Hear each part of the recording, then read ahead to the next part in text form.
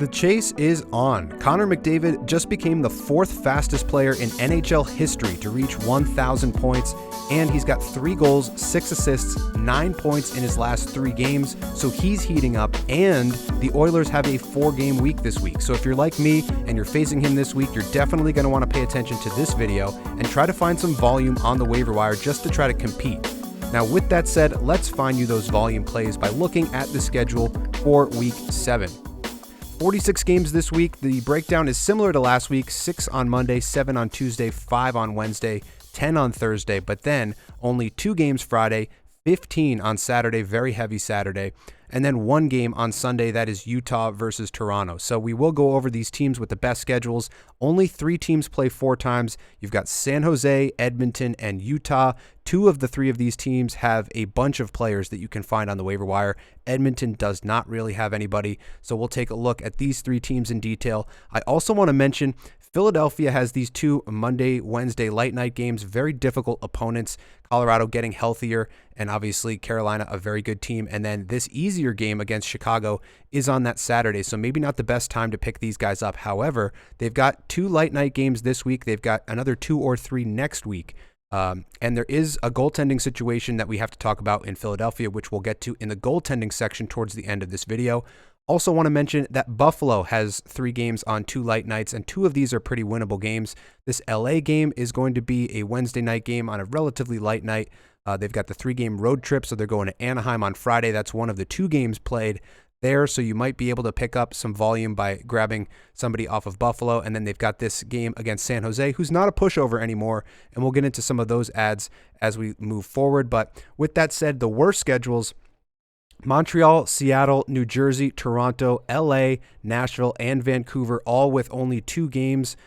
So Toronto does have 2 light night games, with that said, one of those being the Sunday game. But a lot of these teams, if you own a lot of these top guys, Jack Hughes, Austin Matthews, Marner, etc., you're going to want to pick up some volume, especially if you're facing Connor McDavid this week. So a lot to go over, a lot to break down, and there is a lot on the waiver wire. So we'll start it off by taking a look at some waiver ads from the San Jose Sharks. As we turn to the San Jose Sharks, we'll look at the 3D graph, and right off the top, you can see Mikael Granlund way at the top here. 18 points in 18 games, 7 on the power play. 3.6 shots per game is nice as well. He is your best option this week. He's 65% owned, so he might not be there. You can grab Fabian Zetterlund, usually a shot volume guy, with 2.3 hits per game as well. 12 points in 18 for Zetterlund. He's getting top 6 exposure and some power play time. But you also have William Eklund, also 12 points in 17 games, very assist heavy. Not a lot of shot volume, but 3 power play points is nice for a lower ownership guy. You also have probably your normally best option in terms of forwards. Tyler Toffoli, dual eligible, 12 points in 18 games is a little bit low. You're getting the same production out of William Eklund as you are out of Toffoli. And then you also have Macklin Celebrini, who's back from injury, 4 points in 6 games. 3 of those are goals. 3.3 shots per game is really nice for a young player like that. Jake Wallman was supposed to be their power play quarterback, 9 points in 13 games. He is day-to-day right now. 2.7 shots, 1.7 blocks is nice to see from him. But Jack Thompson getting some power play time, 5 points on the year. 3 of those are power play points. He's got 1.5 blocks per game, which is nice, but the shot volume is a little bit low. He's relatively low ownership. We'll take a look at him in a second. Now, there are a couple of other guys you can maybe think of. Wenberg getting a little power play time, 7 points in 18, 3 of those on the power play. Not a lot of shot volume there, but pretty much these are the ownable guys and a lot of guys to choose from here. So let's take a look now at their player hubs. So first off, we'll take a look at Mikael Granlund. So probably your best, most complete option. He's a 70 in terms of combined rating. He's an 80 in terms of completeness rating. You're looking at 3.56 shots per game. Really good shot volume there. 94th percentile in power play points, 93rd in assists, 90th in goals. He's a point per game guy. He's kind of found equilibrium right around here in this 70 range, so that's nice to see. He was getting really good line assignment exposure with Celebrini out, but with Celebrini back, he is now bumped down to line 2 technically and power play 1. However, line 1 features Celebrini with Barclay Goodrow, and I would never consider Goodrow a line 1 player. So Granlund, that line could be seen as the line 1, but they might use him for defensive matchups. But either way, he's getting power play 1 time, which is what you like to see. Now, in terms of the other line 1 is Macklin Celebrini's line, which should be their top line offensively speaking. 3.3 shots per game is nice for Celebrini. The goal scoring has been there in a short sample size, half a goal per game so far, or more than that. I guess, this was I think it was 3 goals in 4 games. And the last couple games he hasn't scored, so it has kind of leveled out a little bit, but he is shooting the puck, so he will continue to score. You can see here he was injured for a lot of this time, bumped right back up when he got back in the lineup, and then kind of back down a little bit. But this is small sample size stuff from Celebrini, but he is one of your better options at 57% ownership for a single position center. Some of that is baked in already, so you do have to factor that in. But he is line 1 and power play 1. Both of these guys should get you some nice power play exposure. Granlund, higher ownership because of that 3-position eligibility and his point per game average so far. Now you also have Tyler Toffoli. He's usually a really good option, 51% owned right now. 0.67 points per game is a little low. Goal production, pretty much right where he's supposed to be, 6 goals in 18 games. But with that said, 2.89 shots is really decent for a guy who's, normally a goal scorer. That is what you like to see, him shooting the puck, trying to get those opportunities to go for him. 88th percentile on the power play as well. Not a lot of shots, or not a lot of hits and blocks, I should say. And then he has trended down. He was playing really well at the beginning of the year, closer to a point per game, and has kind of trailed off over the last couple of games here. But with that said, their top 6 is rounding into form. They're not a pushover anymore. I think they went 0-8-4 or 0-8-1 or something to start the season, and they are back. They're getting some wins in the win column. They're a more competitive team now with Celebrini back. So all of these guys should be owned up in a 10-team league for this week at least.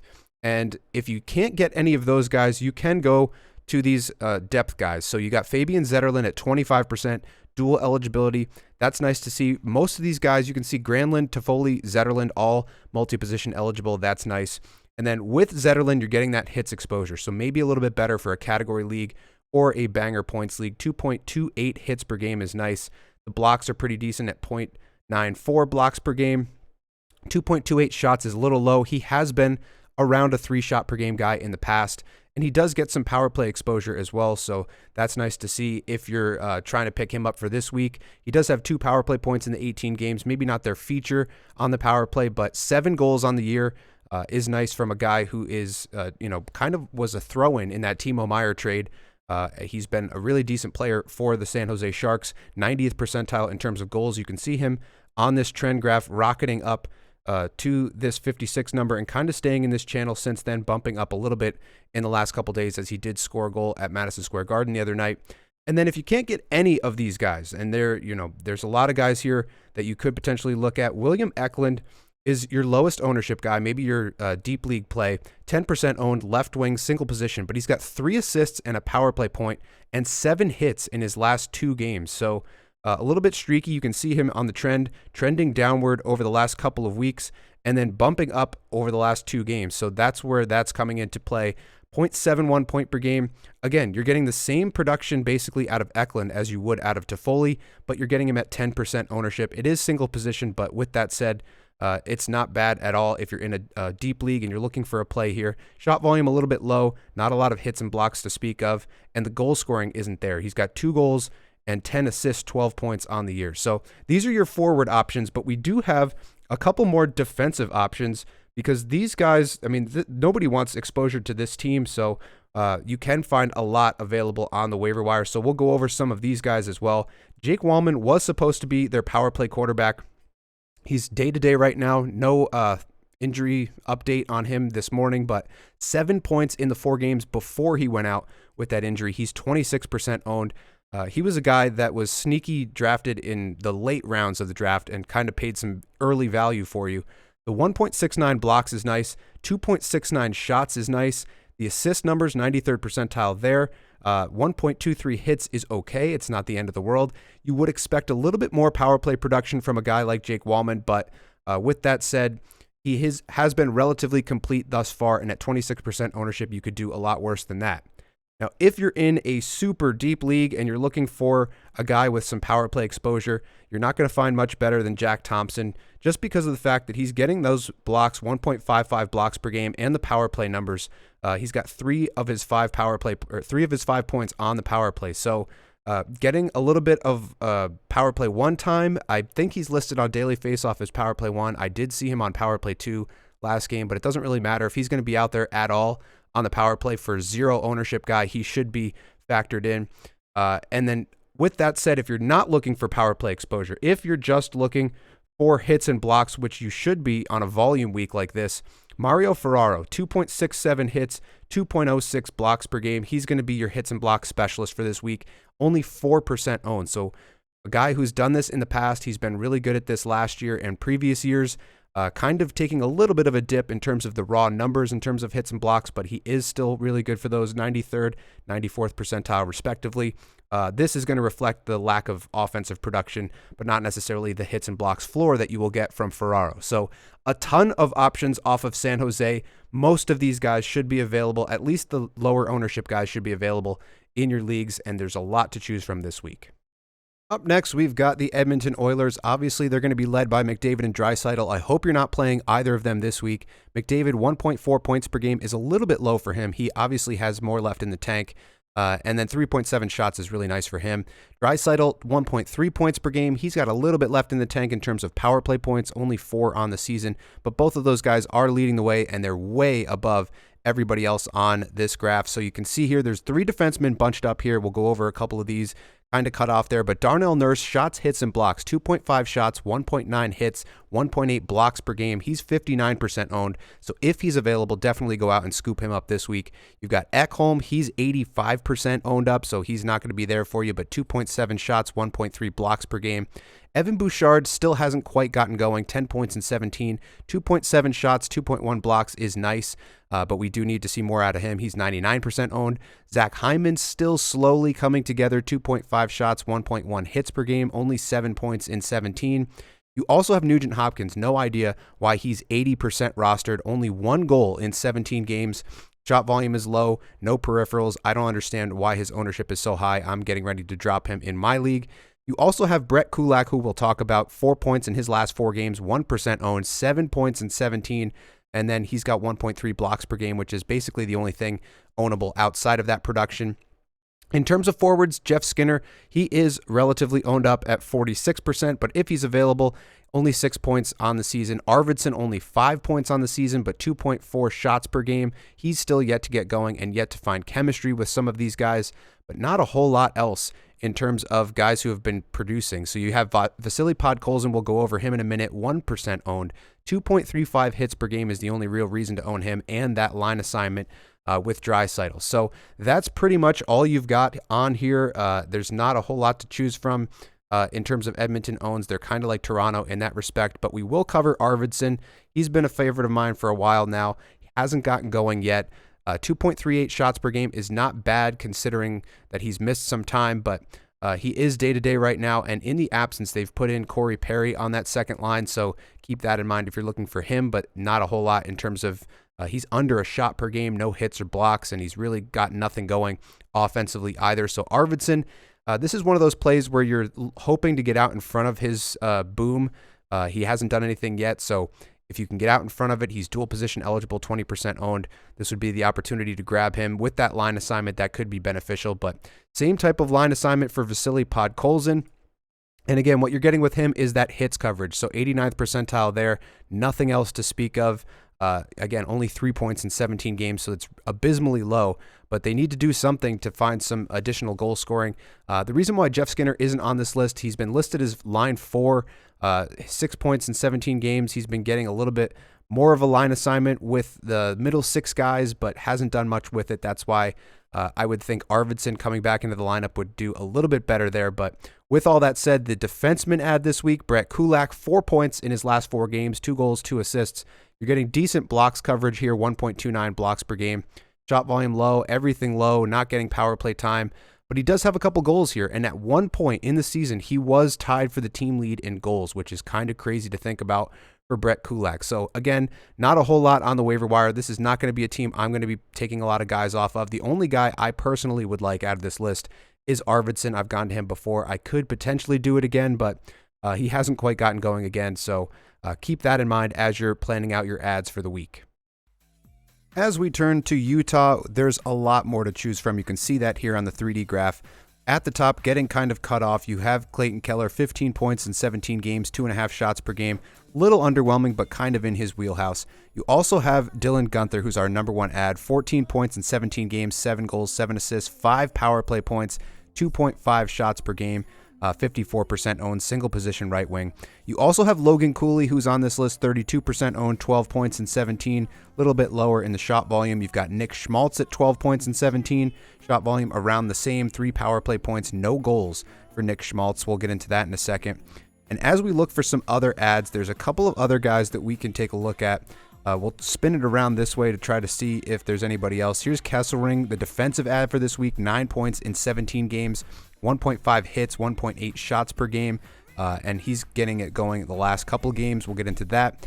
A number of forwards in this range. You've got Nick Bjugstad coming back off injury, 4 points in 9 games. 1.7 hits per game is a nice floor for him. Shots are a little bit low. Barrett Hayton, his goals above expected is negative, so he's another guy that could break out, but just has gotten limited ice time.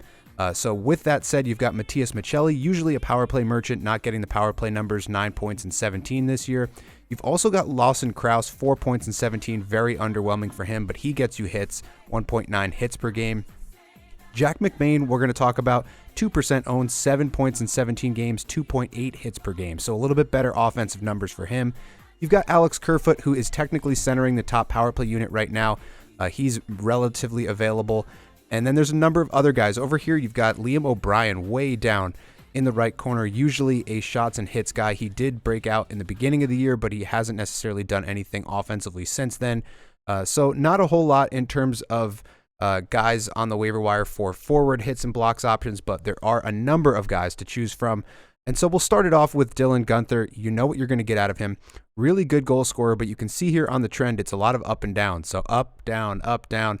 That's what you're going to get out of a younger player. But all things considered, with that volatility, he is relatively consistent just in the fact that he's got 7 points, 7 goals, 7 assists, 14 points in 17 games, 4 points in the last 4, 1 goal, 3 assists. He is a goal scorer. He is a power play guy.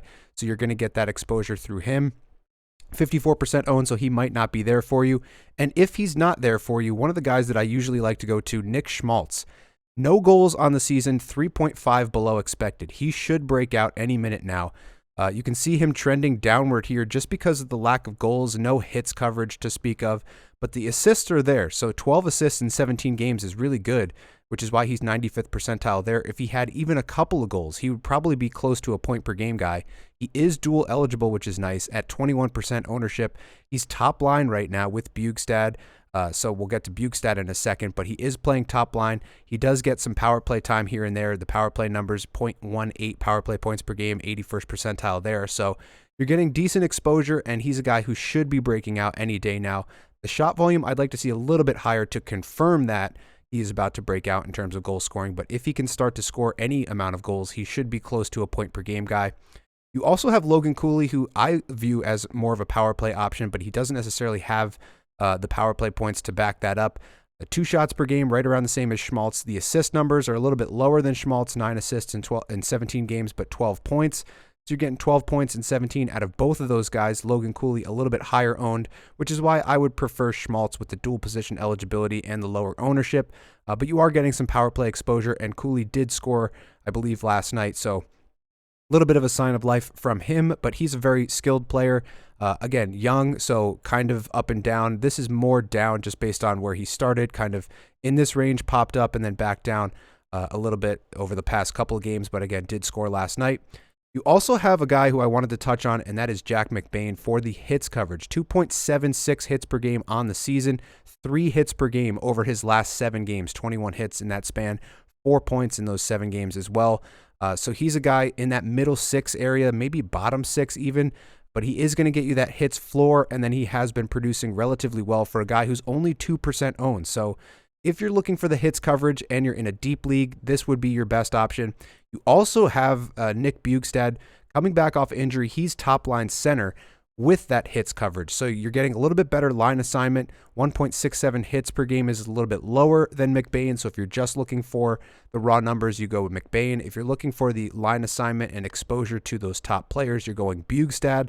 But with that said, he's been trending up. This is, again, from the 13th to the 16th. So that's one game where he came back. He had a 2-goal game 2 games ago. So that's why he's got the 2 goals in his last 2 games, 4 shots, 4 hits, and he's line 1. With all of that said, with the forwards available, there's still Michelli, there's still Kerfoot, who we didn't mention. There's a number of options that are available on the waiver wire. None of them have been overwhelmingly productive lately, but your best ad for the week might be Michael Kesselring. So as we mentioned, 9 points on the year. He's been doing it lately. 3 points in his last 4 games, 14 shots, and 5 hits in that span, only 10% owned. Sergachev is the power play quarterback. I don't know if he's going to get any power play time, but with a guy with no power play exposure to have half a point per game, 1.76 shots per game, 1.47 hits per game is not bad, and he is relatively hot right now, so that's why we're mentioning him here. Just eye test, I've been watching some of their highlights, and Kesselring's name comes up quite a bit, so this is a guy who maybe isn't necessarily a season-long hold, maybe not a longer-term hold, but at least in a 4-game week, he should get you something this week. For the goaltending, we'll start with Jacob Markstrom. He's been playing really well. The Devils' defense playing really well, 86th percentile there, 91st in terms of total saves for Markstrom, but he's obviously owned up. But what you can get access to is Jake Allen, 18% owned, 2 wins in his last 3 games, 1.02 goals against, 965 save percentage, and a shutout. Look at this graph going from a 40 up to a 68, 4 wins in 7 games on the year. So anytime you see Jake Allen in the net, you can go and give him a spot start off the waiver wire. He's been really good, 4.13 above expected. So he's a backup option. Are there any starters? There are a bunch, and we're going to talk about a couple of them here. We'll start with Cam Talbot, the highest owned, 66%, but basically Alex Lyon started last night, did not look good. He hasn't looked good all season except for a 3-game stretch where he was the starter for a little bit, but it's basically Talbot's net again. 3 wins in his last 4 games, 1.5 goals against, 947 save percentage, and on the year, it's really strong as well. So 8.21 goals saved above expected, 97th percentile there, 927 save percentage, 2.4 goals against, even though their team defense is atrocious at 19th percentile. So he's been really good. He's basically taken the starter job. There are 3 of them there now, so I would imagine Husso starts to factor in as well, but Cam Talbot should get the bulk of the starts from here on in, at least for the time being. Another number 1 or a 1A that is starting to take shape is Dustin Wolf. 921 save percentage on the year, 6 wins in 9 starts, 6.00 above expected. Team defense is right around middle of the pack, so that's not bad at all. 3 wins in his last 4 games, 1.72 goals against, 942 save percentage, and an impressive shutout last night against Nashville. So he's been trending up. He might start to take some starts from Dan Vladar, who's down here at 23. So both of these guys are relatively ownable as they're both in the top 25, but Dustin Wolf in the top 10 now with a couple of really good performances as he started pretty high, dipped a little bit in the middle where Vladar started to take some of those starts, and now he's back up to a 71. So he's available, 53% owned, maybe there for you in a shallow league. But if you're looking for a guy who's not owned up, Karel Vejmelka with that incredible game a couple nights ago against Carolina, 49 saves. He's 95th percentile above expected, 921 save percentage, only 1 win in 6 games. That's because of his earlier starts. So early in the year, just not getting it done. Connor Ingram has been meddling, not playing all that well, and that gave Vejmelka an opportunity to steal some starts, and he took that opportunity and ran with it against Carolina. 1 win in his last 3 games, 2.01 goals against, 943 save percentage. It is worth noting that he had 25 saves on 28 shots against Vegas last night, so not the best performance, didn't get the win, but he did play pretty well, and if this is any indication, he's 7% owned, so way below Connor Ingram. Ingram's been struggling, Vejmelka has been playing better, so this is a trend to keep an eye on. As Utah does have 4 games this week, you'll probably see both goaltenders, but with that said, Vejmelka has been the better of the 2 lately. Now, other starters you can have, Peter Mrazek, we've talked about him before, we'll talk about him again, still trending up over the season the past couple weeks, 95th percentile in total save volume, so if you're in a points league that gives you 1 point per save or anything like that, he's going to get you the volume there. He starts a lot, 89th percentile in games played. Team D is atrocious, as you would expect. But with that said, 2 wins in his last 4 games, 2.22 goals against, 926 save percentage. So a 906 on the season. He's been above that lately. 2.8 goals against is not bad considering the team exposure, and he's going to get you a ton of volume and a ton of saves. So definitely worth mentioning him. He's 26% owned, so he's probably there for you in a 12-team league. Definitely, I would consider him more of a points league play, or if you're in a categories league where you get total save volume, that's the main reason I would grab him. Now, right below him, you've got Sam Ersson, who is currently out. Now, he would have been their number 1, and he doesn't necessarily have the best stats, and the player that is taking his spot doesn't have the best stats either. I've got to go quite a ways down to find Ivan Fedotov, but with that injury to Ersson, Fedotov will get some starts this week. Now, you can see him trending in the right direction. His numbers are still really bad for the season, but he's got 2 wins in his last 2 games, 232 goals against, 917 save percentage in those last 2 games. And Ersson is out 1 to 2 weeks. And another, scheduling note here: Philadelphia plays 4 or 5 light night games over the next 2 weeks. So they will play Monday, Wednesday, Friday, something to that effect over the next 2 weeks. So you will be able to get him in even if you have a couple of goalies already. So their team defense is a little bit better than you would expect. He's starting to find his game in North America, kind of struggled right off the bat, but he's picked it up in the last 2 games. So worth mentioning here, he is, I believe, 4% owned. So nobody on the Fedotov bandwagon yet. So you could get out in front of that. Now, another development that I did want to mention as we look at Alex Lyon right here, this is his trend over the last couple of weeks. So that's why we were talking about Cam Talbot earlier. But one other guy that we expected to be better is Linus Ullmark. He hasn't been that great. So you can see here his trend kind of in the right direction. The team defense is nice. That's probably why you're getting the bump up here. But 890 save percentage is not great. Now you can go to his 1B option, which is Anton Forsberg. He's 6% owned. So compare that. 3 wins in 7 starts, 905 save percentage, 2.7 goals against, 2 shutouts. So you're still getting that team exposure. He is right around expected, and his numbers are better than Ullmark right now. So as Ullmark struggles, definitely keep Forsberg in the back of your mind at 6%. He's probably there for you in every league size. So whenever you see him starting, he is safe to use in a spot start situation. Now, with that said, we have another injury to speak of, and that is an injury to don't see him up here, but yeah, there he is, Darcy Kuemper. So Kuemper is out. Look at this team exposure, 96th percentile in terms of team defense. Kuemper having a lot of trouble staying healthy over the past couple of seasons now. So in his replacement, you have Dave Riddick. Now, Copley was the backup. He's been sent down. They had another guy backing up, but basically it's Riddick's net to run with for the time being. 5 wins in 9 games. Save percentage is relatively bad, but 2.7 goals against is ownable. He is a little bit below expected. But with that said, 2 wins in his last 3 games, 1.79 goals against, and a 927 save percentage. So maybe Riddick is starting to pick it up at this point. He's 15% owned. So to get a short-term temporary starter for a really, really good defensive team, David Riddick is probably your best option this week in terms of finding a starter. Now, there's 2 other conversations I wanted to have. One of them we had last week, and that is the Colorado goaltending tandem. So we're going to have to do a lot of scrolling. Here's Justus Annunen. You can see his trend just tanking. He's been horrible lately. So over his last 3 starts, 1 win, 4.77 goals against, and a 741 save percentage. He did not look good last night. 3 goals on 6 shots. He was pulled after the first. And Georgiev, don't look now, but 3 wins in his last 4 games. So he's been playing a little bit better. You can see that jump right there in his trend. Overall numbers still look really bad, but with that said, 2.25 goals against, 913 save percentage in those last 4 games. So it's basically Georgiev's net again.